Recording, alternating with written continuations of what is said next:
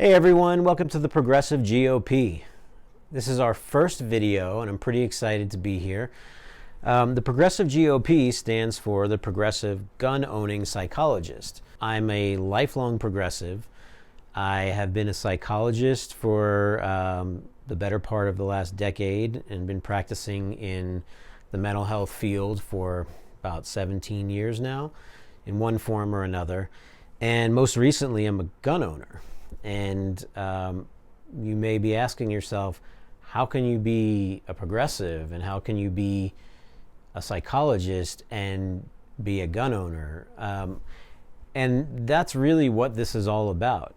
The Progressive GOP is about building a community and having a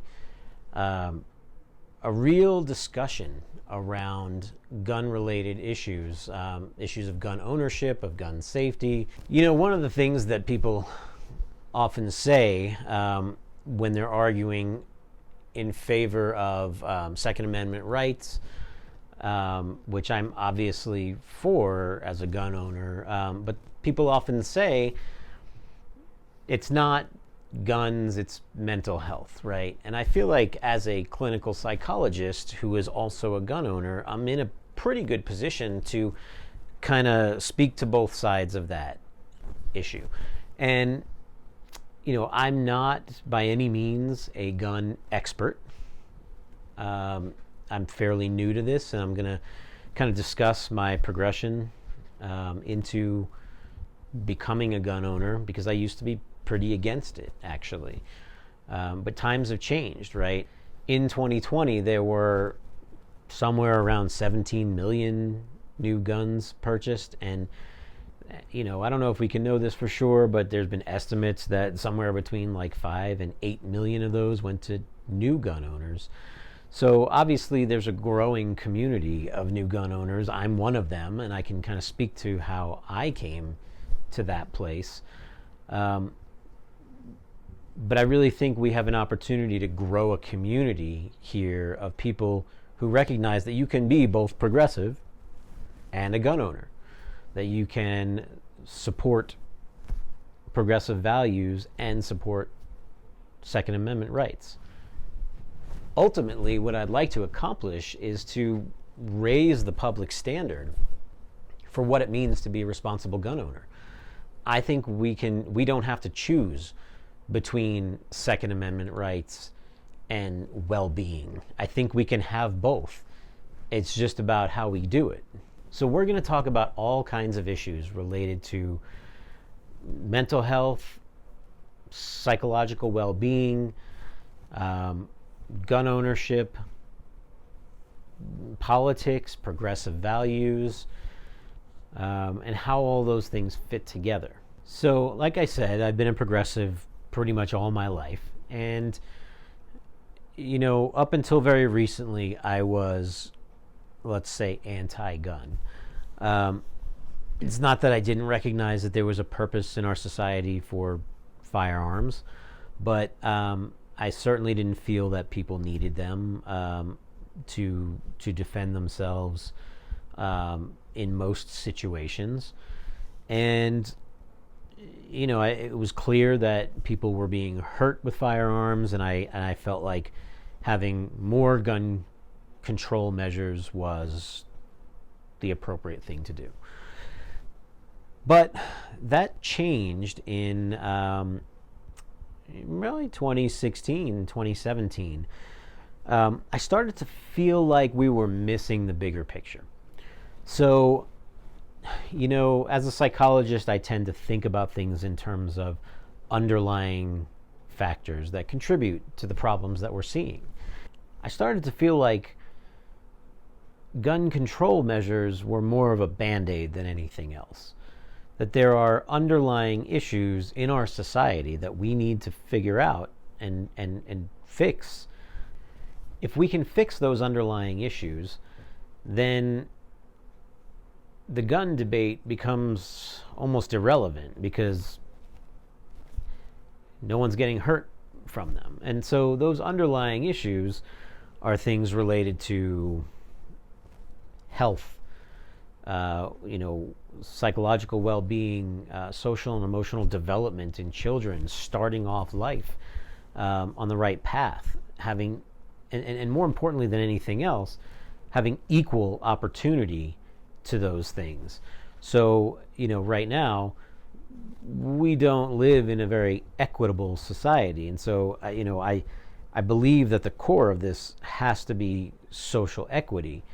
And progressive values are the pathway toward that, in my opinion. Now, what changed for me was that, I started to feel like there were these underlying issues that we were not addressing, and that we were losing sight of what really mattered by focusing on this wedge issue of gun control. And it's not that I don't think gun control or gun safety measures, whatever you want to call them, can potentially have a beneficial impact, but I think you could just as easily argue that it could have a detrimental impact depending on what you're controlling for who and when. So for the past few years, I've kind of felt like we were focusing on the wrong thing, and we needed to focus on the big underlying issues in our society. And that was my sort of political belief. Things got real in 2020, though. 2020, there's all these new gun owners, and if you ask people on the right, they say either it's because of COVID or it's because of Black Lives Matter and Antifa and all the social unrest. For me, as a progressive, I would argue with that. So for me, it was actually seeing the Trump administration, seeing the people who support him, seeing the lengths they're willing to go to rally to his cause. And I'm kind of in a unique position because my wife is actually a fairly high-profile political figure locally where we live. And, she fights pretty hard for progressive values. She's well known to the conservatives who are fighting on the other side. And we felt like they were trying to intimidate us at times. We worried about the level of extremism that we felt was around us.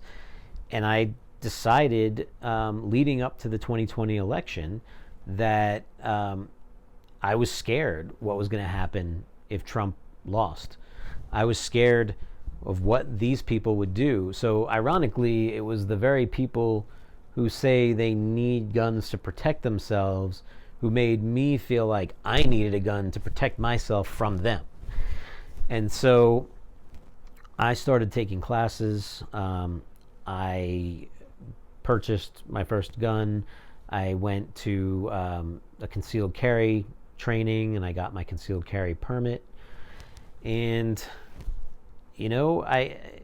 because of that, I can now sort of see why, even though it was ironic how it happened, that there is a place for guns in making us feel safe and in potentially actually making us safe. The events of January 6th solidified that belief even more, because we saw people getting killed and people rioting in the place that felt like it could never happen. So we're here to create a community. We're here to raise the standard of what it means to be a responsible gun owner, to consider not only safely carrying a gun and safely using a gun and safely storing a gun, but also the mindset behind it, that mindset behind being a gun owner, the things you need to consider when you're a gun owner, the psychology behind all of this, and it starts from very early. It starts with young children, and so we're going to be talking about this. I want to build a community around this, and I need your support. So if you feel like this is potentially valuable to you, hit that like button, hit subscribe, join our Facebook group. We're on Facebook, Instagram, Twitter.